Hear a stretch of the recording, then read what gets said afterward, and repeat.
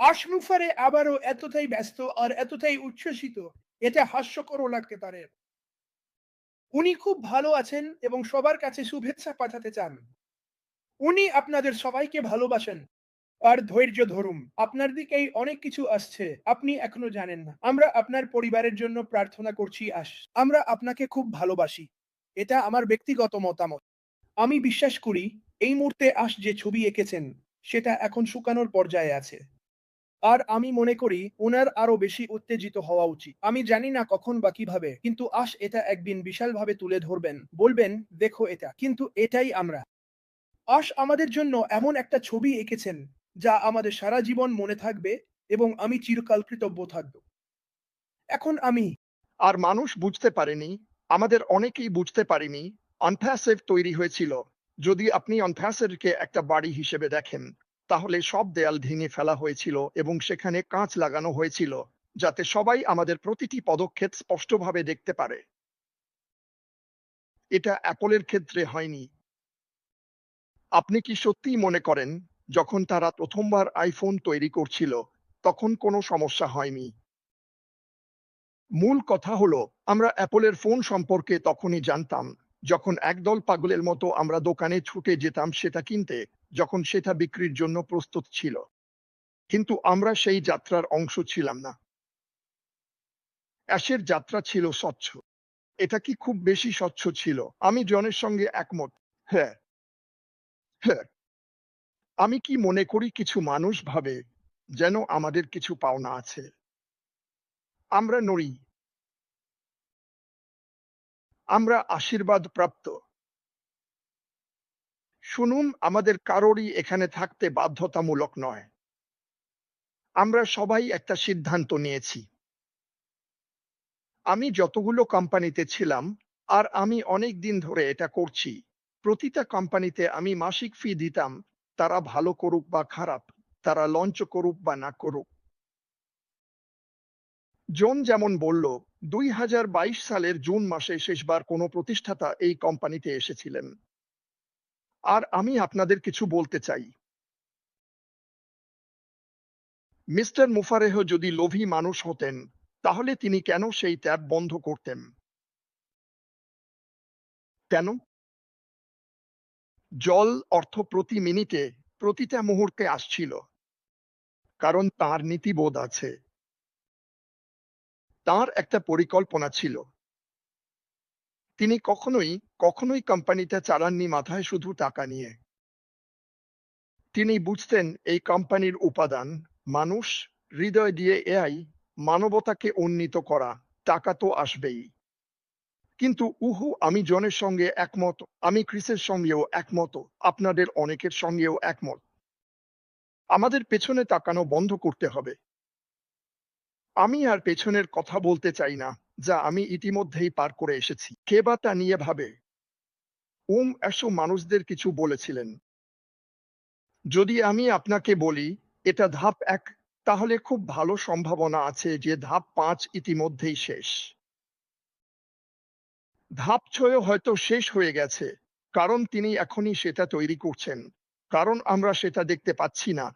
কারণ তিনি এই যাত্রার জানালাগুলো খুলে দিয়েছেন।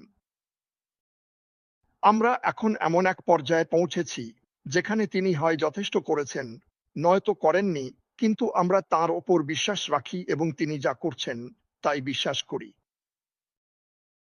আর আমি আমার পুরো জীবনে কখনোই, কখনোই, কখনোই আমার চার্চের প্রবীণ বা আমার মা কেউই কখনো দেখাতে পারেননি উনি কে, যেমনটা মিস্টার মুফারিহ দেখিয়েছেন।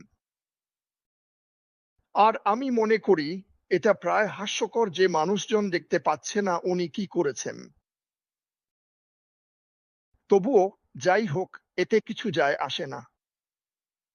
আমি বিশ্বাস করি, আর আমি আমার অন্তরের গভীর থেকে জানি, আর আমি এটা বলব, আমি যা কিছু গড়ে তুলেছি, আমি, মাইক আর ড্যান যা করেছি, বা আমরা যখন প্রথম এসেছিলাম তখন যা করিনি, যদি আমি সবকিছু হারিয়ে ফেলি, যদি আজই সবকিছু হারিয়ে ফেলি, তবুও আমার কোনো আপত্তি নেই। কারণ আমি জানি উনি এখন যা করছেন, সেটা হয়তো ১ বিলিয়ন মানুষকে উন্নত করার সুযোগ। আর আমি কি তার অংশ হতে পারি? আমি কি সেই ছোট্ট বাতিঘর হতে পারি? আমি কি সবচেয়ে বড় বাতিঘর? না। কিন্তু যদি আমি সেই বাতিঘর হতে পারি যেটা মানুষকে বলে, এদিকে আসো, তুমি বিশ্বাসই করতে পারবে না আমরা তোমার জন্য কি রেখেছি, তাহলে আমি জিতলাম। আমি টাকার জন্য লোভী নই। আমি ক্রিস জনসনকে এটা বলেছিলাম যেদিন ওর সাথে প্রথম দেখা হয়। আমি শুধু এত টাকা চাই যাতে এটা নিয়ে ভাবতে না হয়। আমি চাই না ভাবতে, কারণ আমার কম বা বেশি নেই। আমি চাই না ভাবতে এই টাকা নিয়ে কি করব। ওটা আমি নই। কিন্তু আমি অনেক বেশি খুশি হব যদি দেখি এইসব দেশে তরুণরা দারুণ শিক্ষা নিয়ে বসে আছে, অথচ কিছুই করতে পারছে না। আমাদের তোমার জন্য কিছু আছে, সোনা। আমাদের সবার জন্য কিছু আছে। আর যদি আমরা এই দিকে মনোযোগ দিই, আমরা অন্যদের জন্য কি করতে পারি তার বদলে কি হলো, কোথায় যাচ্ছি, এটা জানি না, ওটা জানি না, ওগুলো ছেড়ে দাও। চলো আমাদের 2% কাজটা করি। চলো আমরা পৃথিবীর জন্য বাতিঘর হই। তুমি কত বড় বাতিঘর হতে চাও ওটা তোমার ওপর নির্ভর করছে। আচ্ছা মাটি, তুমি তো বড় বাতিঘর। না, আমি নই। আমি একটা বাতিঘর। আমরা সবাই আলাদা। মানুষ আসবে কারণ তারা সিনথিয়া ব্রাউনের মতো। মানুষ আসবে কারণ তারা জিনা লেভার মতো। মানুষ আসবে কারণ তারা ক্রিস জনসনের মতো। মানুষ কিন্তু সেই মানুষটা হও। এই প্ল্যাটফর্ম আমাদের সবাইকে আমাদের 100% হতে সাহায্য করে।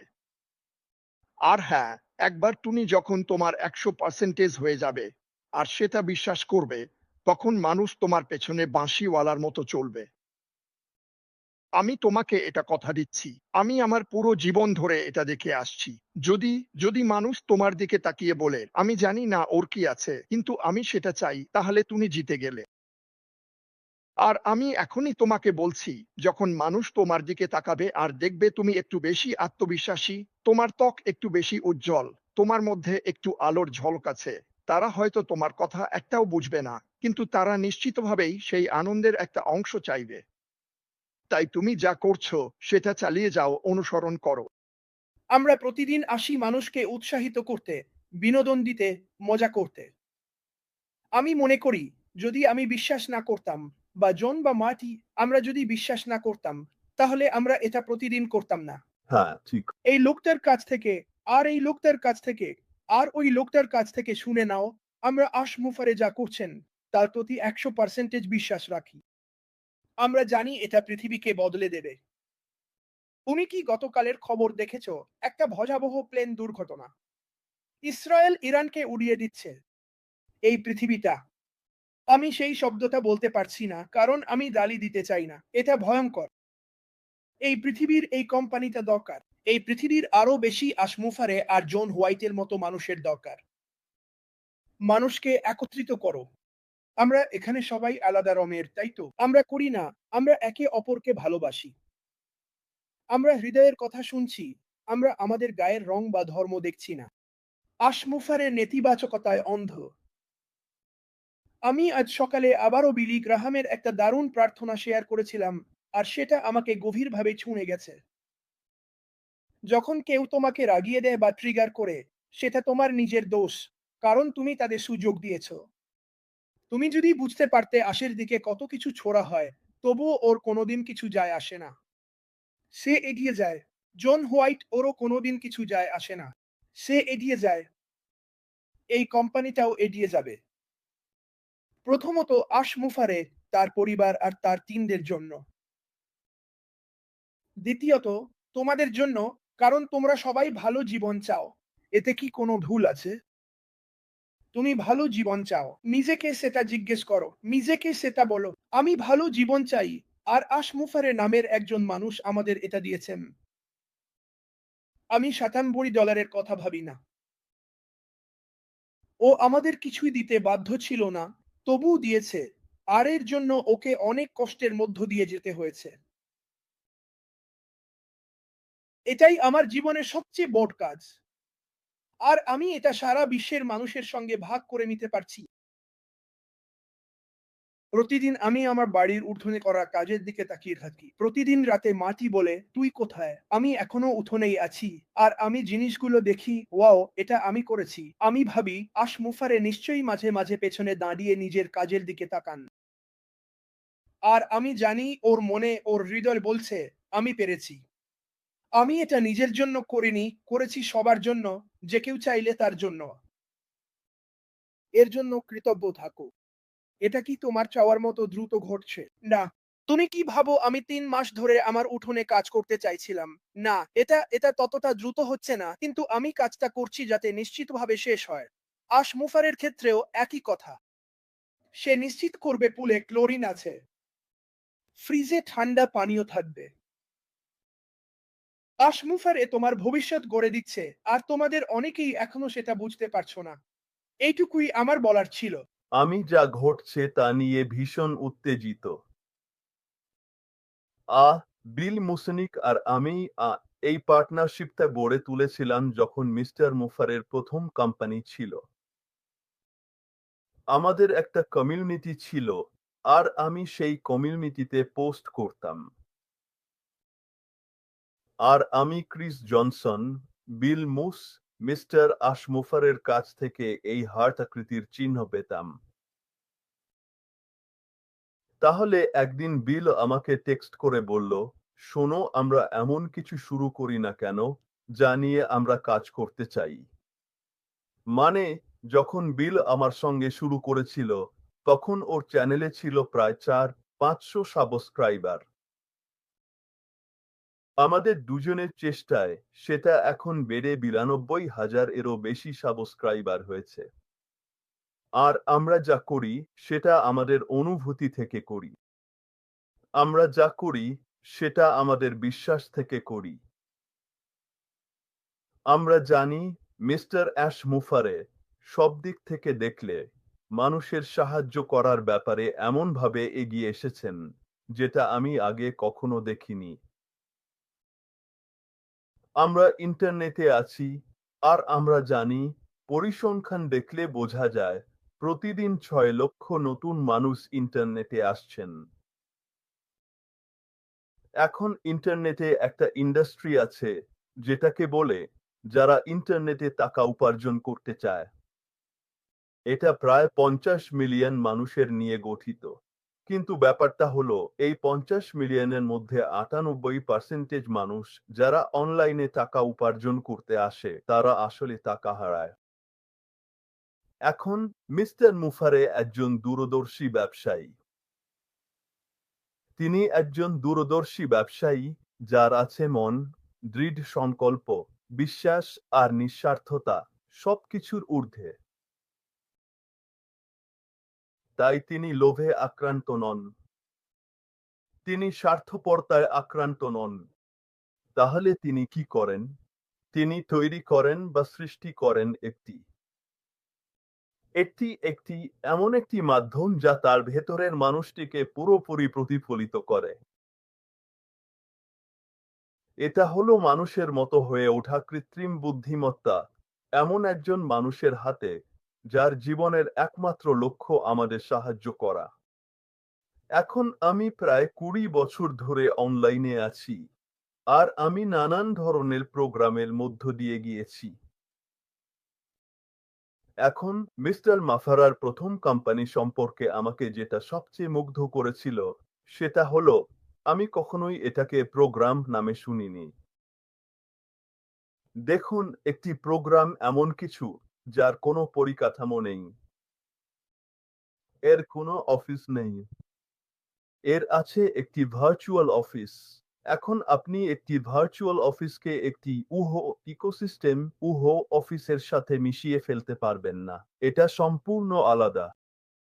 কিন্তু আমাকে মিস্টার মাফারার দিকে আকৃষ্ট করেছিল সেটা হলো তিনি অনলাইনে ব্যর্থ হওয়া 98% মানুষের জন্য কি পরিকল্পনা করেছিলেন।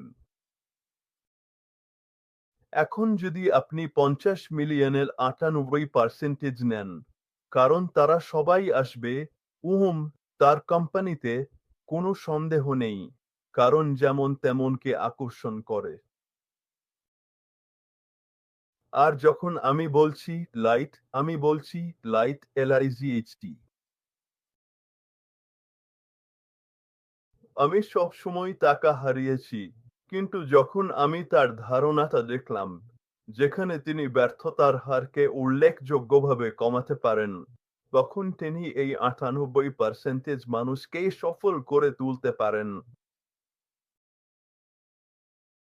এখন তার প্রথম কোম্পানিটা ছিল অবিশ্বাস্য। প্রযুক্তিগতভাবে সেটা ছিল অনলাইনে থাকা যেকোনো কোম্পানির চেয়ে অনেক এগিয়ে। আর আমি প্রায়ই শুনতাম, সেই কথাটা, ওহো, আমরা কারো সঙ্গে প্রতিযোগিতায় নেই। আপনি যদি একই ক্ষেত্রে থাকেন এবং মূলত একই ধরনের পণ্য নিয়ে কাজ করেন, তাহলে কেন আপনি প্রতিযোগিতায় নেই? দেখুন, কিন্তু এই কোম্পানি এবং কোম্পানির পেছনের মানুষটার ব্যাপারে আমি যেটা সবচেয়ে বেশি পছন্দ করি, সেটা হলো তার লক্ষ্য মানুষকে সাহায্য করা। এখন সব প্রযুক্তি আরো উন্নত হয়েছে, কিন্তু মা ফারা যা করেছিলেন তা হলো তিনি স্বচ্ছ থাকার চেষ্টা করেছিলেন। তবে এতে একটা ত্রুটি ছিল, কারণ আমরা যেমন দেখছিলাম তিনি কি করছেন, শত্রুরাও দেখছিল এবং তারা সেটা পছন্দ করেনি। উদাহরণস্বরূপ, আমাদের কাছে এমন একটি ভিডিও কনফারেন্সিং প্ল্যাটফর্ম ছিল যা সত্যিই অবিশ্বাস্য ছিল। মানে, এটা কোম্পানির লোকজনকে একেবারে হতবাক করে দিয়েছিল। তাই যখন মা ফারা এটা বন্ধ করে দিলেন, তখন তারা অনেক ফিচার পেয়ে গিয়েছিল এবং সেটার অনুকরণ করার চেষ্টা করেছিল। তাহলে যদি তুমি সব বড় বড় প্রযুক্তি কোম্পানির কথা ভাবো, তুমি তাদের সম্পর্কে কিছুই জানতে না যতক্ষণ না তারা বাজারে আসে। তুমি এ সম্পর্কে কিছুই জানতে না। যখন আমি বললাম উহো ব্যাক রাব শব্দটা, তুমি বলবে, কে আমার পিঠে মালিশ করছে? আসলে ওটাই ছিল গুগলের আসল নাম। যখন অ্যামাজন শুরু হয়েছিল, তখন তারা শুধু পুরনো বই বিক্রি করত। আমরা সেটা জানতাম না। শুধুমাত্র যারা পুরনো বইতে আগ্রহী ছিল তারাই অ্যামাজন সম্পর্কে জানত। দেখছো তো, মানুষ, প্রতিষ্ঠাতা, অ্যাফিলিয়েটরা, তুমি, তোমরা, তোমরা জানোই না আমাদের এখানে কি আছে। এই মানুষটি তার মন, তার হৃদয় এবং তার সহানুভূতিতে একেবারে নিখুঁত, সবাইকে নিজের এবং নিজের পরিবারকেও আগে রাখেন। তিনি এখন এমন কিছু করছেন যা মানুষ দেখতে পারবে না তিনি কি করছেন।